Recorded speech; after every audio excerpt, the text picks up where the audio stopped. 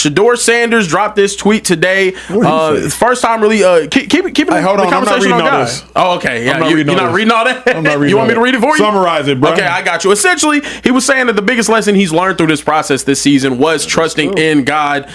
Yeah, I mean, we've kind of reached that point of the season where he's, just. I mean, him and Coach Sanders, they love tweeting like this during the season. Do you think, Tomito, this is Shedeur essentially saying, I'm done fighting? In every way. I'm done fighting. Waving a white flag? I'm done fighting with the media. I'm done fighting with my coaches. I'm done fighting with Rex Ryan on Get Up. I'm done fighting with y'all on social media. I'm done fighting. Don't skip a single second of this video. And if this story touches your heart, give it a like, subscribe to the channel, and let us know in the comments. Where are you watching from? Let's begin. I knew it the second my phone lit up. This wasn't just another late-night post from a frustrated backup trying to win the timeline. This was a fault line cracking open underneath the whole league. You could feel it in the way the tweet spread. Not a slow drip, not your usual quote tweet and move on, but a blast wave. Reporters sprinted to spaces and podcasts. Producers cut into the rundown, and you could practically hear studio lights popping on in Bristol and LA, like stadium bulbs after a blackout. Group chats went reckless. Lock screen screenshots, circled phrases, freeze frame timestamps. Everybody was scrambling to define it before it defined them. And here's what I saw right away. On the surface, it read like faith.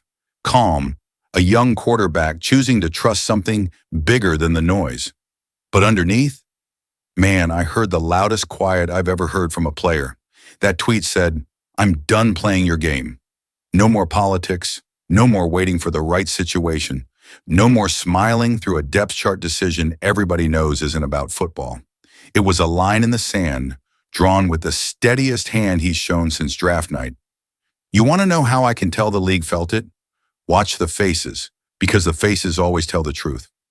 On the desk shows, the confident laugh sounded a little forced. The nothing to see here crowd suddenly had a lot to say about process and patience. In Cleveland, the tightest lips were behind glass. Coaches staring at whiteboards like the right third down call might erase an entire narrative. Front office folks pretending this is just another Tuesday while their mentions burn to the ground. And the locker room? That's the part that stuck with me. The guys who never tweet, never talk, never air anything out. Those dudes were liking it. The big dogs with Pro Bowls on the resume, the special teams grinders who see everything. Silent engagement, but engagement all the same. That's not noise. That's confirmation. Because the tweet wasn't a tantrum. It was a mirror. It made everybody look at what's been brewing for weeks. How do you keep telling fans best player plays when your offense looks like it's towing a trailer uphill and the guy with the quickest trigger, the cleaner pocket footwork, the live ball swagger keeps his helmet on? How do you sell, we'll get him reps when it's time, when the time already came, up big, down big, and he still didn't move off the paint on the sideline? You can dismiss critics, you cannot dismiss patterns. Players don't miss patterns. Neither do fans who watch every snap. And I'll be real with you, the faith piece isn't some PR mask. It's the exact opposite. Faith is what people reach for when they've already told the truth to the people who needed to hear it, and the room stayed quiet. Faith means, I'm finished begging the wrong audience. That's why the tweet rattled suits more than it rattled players, because players read it as peace, coaches read it as leverage, and the front office read it as a clock starting they can't control. So no, this wasn't another throwaway post floating in the algorithm. This was the smoke test that proved there's a fire behind the wall. Reporters can debate the wording, talk shows can soften the edges, and the team can pretend it's business as usual. But that's not what today felt like. Today felt like a pressure valve hissing in front of everyone's cameras. This isn't just about one tweet. It's about the truth finally slipping through the cracks. You know what really burns me about this whole thing? It's not just that Shedeur isn't playing, it's why he isn't playing. Because this feels like the same tired Cleveland story we've seen 100 times. The one where the franchise promises a fresh start, a fair shot, a new direction, and then caves the second it actually has to make a bold football decision. The Browns talk about earning it, about competition, but every time a player actually earns it, they find a reason to keep him off the field. Think about it. Baker Mayfield, Deshaun Watson, Jacoby Brissett, Case Keenum. It's been a carousel of temporary fixes dressed up as long-term plans. Every season starts with a new slogan, a new quarterback room, and ends with the same press conference. We just need more consistency at the position. But now for once, they had something real. A young, composed, NFL-ready quarterback who wasn't scared of the moment.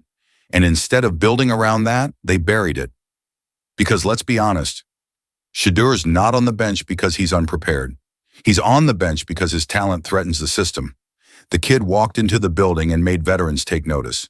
Clean mechanics, calm in the pocket, a sharper pre-snap read than half the starters in this league. And he's just sitting there, headset on, while the offense sputters. Why? Because playing him would mean admitting the safe choice, Dillon Gabriel, might not be the right one. And the Browns hate that feeling. They've been allergic to accountability for years. It's the same fear that's haunted this franchise since the post-McCown era.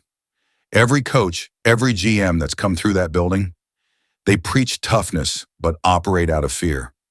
Fear of controversy, fear of headlines, fear of the locker room backing the wrong guy. They'll ride a struggling starter into the ground before they risk being second-guessed by the media for giving the backup a chance. But here's the thing, this time it's different, because Shedeur is not some practice squad hopeful. He's a generational talent with a pedigree the league can't ignore. And that makes him dangerous to the people trying to control the narrative. You think coaches want to answer questions about why a rookie just made the offense look alive? You think the front office wants to explain how their fifth-round project just outperformed their hand-picked guy? No, they'd rather stall him out and pretend the timing isn't right. But you can't bury energy like that forever. You can't silence a player who's clearly better than the man in front of him and expect fans not to notice. We've seen the film. We've watched the drives. The kid's ready, and the Browns know it. That's the problem. And that's what makes this whole thing feel bigger than football. Because this isn't just another quarterback battle. This is a case study in how fear of disruption can choke out greatness. And if Cleveland keeps playing it safe, they're not just losing games. They're losing their chance to finally break the curse they swore was behind them. You know what the wildest part of this whole thing is? It's that Shedeur never even had a chance to just be Shedeur. The second his name hit that draft board, he stopped being a prospect and started being Deion's kid. And that right there, that last name, has been both his biggest spotlight and his biggest shadow. Every throw he's made since college, every interview, every sideline shot, it all comes with that unspoken line. He's only here because of primetime. But that's the thing. He's not here because of prime. He's here in spite of prime. You don't throw for 40 touchdowns in college, command huddles with grown men twice your age, and step into an NFL locker room with poise and confidence just because your dad's famous. You do that because you've earned it. But the league, the media, they've never known how to handle that combination. Legacy and confidence. Look at guys like Patrick Surtain II or Asante Samuel Jr. Their fathers played too. Nobody questions their maturity. Nobody says entitlement. Nobody digs through every quote looking for a reason to paint them as a problem. But when Shedeur walks in with his chin up, suddenly it's arrogance. Suddenly, confidence becomes ego. And if you pay attention, you'll notice this is a pattern. Because when a young black quarterback believes in himself out loud, they don't call it swagger. They call it a concern, and that's where this whole character issue label really came from. It wasn't about who he is. It was about who he reminded them of. A confident, articulate player who doesn't wait for permission to lead. When a white quarterback pounds his chest, it's passion. When Shedeur points to his wrist, it's showboating. When he praises God, it's PR spin. It's a double standard as old as this league, and it's hiding in plain sight. Because the truth is, they can handle talent. What they can't handle is control. They don't like when a player knows his worth before the media tells him what it is. They don't like when a kid raised by Deion Sanders walks into the building acting like he belongs. because deep down, it challenges the whole system they've built around humility as a leash. And yet, here's where Shedeur flipped the script. That tweet, that single simple line about trusting God, wasn't surrender. It was defiance with grace. It was him saying, you can spin my name, bury my reps, twist my story, but you don't control my peace. That's power they can't coach out of him. That's legacy they can't contain. So yeah, the name Sanders might make the league uncomfortable, but it's not because of ego. It's because it reminds them what real confidence looks like. Earned, tested, unshakable. The kind that doesn't fade when you're benched. The kind that doesn't need headlines to validate it. The kind that says, without ever raising its voice, you can't handle me because I stopped needing your approval. And that's when this story stopped being about a last name and started being about a threat they couldn't define. You ever notice how dangerous a quiet man becomes once he stops trying to prove himself? That's Shedeur right now. The tweets have slowed down. The interviews have dried up. The noise around him is fading. But that's not surrender. That's evolution. When a player stops chasing validation and starts trusting the work, that's when everything changes. Because peace, real peace, that's what terrifies his critics more than any viral highlight ever could. You can almost picture it. Late night, Cleveland facility empty. Everyone's gone home. The locker room lights dim. The practice field silent. Somewhere in the back, Shedeur is still there. Hoodie up, headphones on, running footwork drills in the dark. The only sound is the thud of the ball and the echo of a man refusing to rust. On another screen across town, the Browns are playing. Dillon Gabriel under center, the offense sputtering again. And Shedeur's phone lights up with notifications. Analysts debating, fans arguing. But he doesn't even look at it. He just wipes the sweat from his face and resets the drill. Because this isn't about fighting anymore. It's about preparing. He's no longer tweeting to be heard. He's tweeting to be free. That one line, trusting in God, wasn't a cry for help. It was a declaration that the weight is no longer his to carry. That's what his critics missed. They thought it was resignation. It wasn't. It was power disguised as surrender. Because once a player reaches that level of calm, once he stops caring about the politics, the depth chart, the perception, he becomes unpredictable. You can't manipulate someone who's made peace with patience. And we've seen this movie before. Remember Jalen Hurts? Benched at Alabama, humiliated on national TV, transferred to Oklahoma, and rebuilt from the ground up. Nobody was cheering then. Nobody believed he'd make it as an NFL starter. But he didn't lash out. He didn't rant. He just went quiet, trusted his work, and waited. Now he's the face of an entire franchise. Geno Smith, written off, mocked, forgotten, spent 7 years as a backup before finally saying the words that define his career. They wrote me off. I ain't right back. That's what letting go looks like. That's what Shedeur is doing right now. And if you know football, really know football, you can feel it coming. The calm before something massive. Because this league has a funny way of testing players who refuse to fold. It pokes, it delays, it doubts. Until one Sunday, the right moment opens up and everything flips.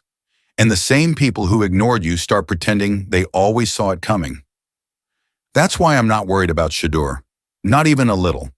The silence isn't defeat, it's focus. It's the eye of the storm, the stillness before everything breaks loose.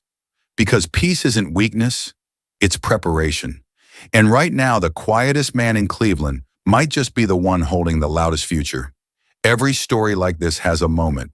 That one snap, that one opportunity, that 1 second where everything changes. And make no mistake, Shedeur's moment is coming. Maybe it's not in Cleveland. Maybe it's somewhere that actually knows what to do with a quarterback who's built for pressure. But when that door finally opens, and it will, this league is going to remember exactly who it tried to ignore. Because it always happens the same way. The league loves to doubt you until you make them regret it.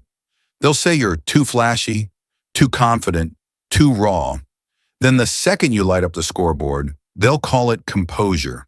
That's how fast the narrative flips. One throw, one drive, one win.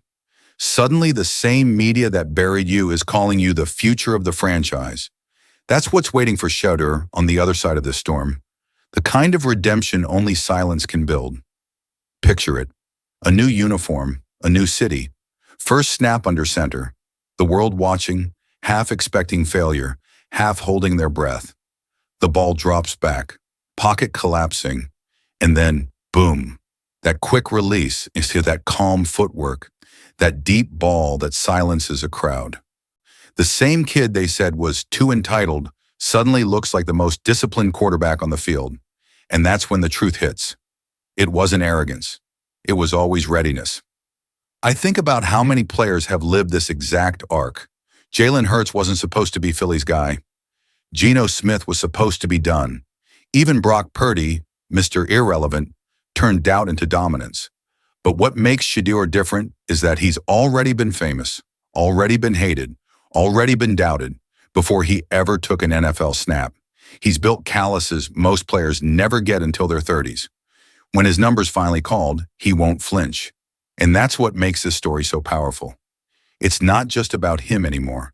It's about anyone who's ever been told to wait your turn while watching someone less deserving get the shot. It's for every fan who's ever worked harder, stayed longer, and still got passed over.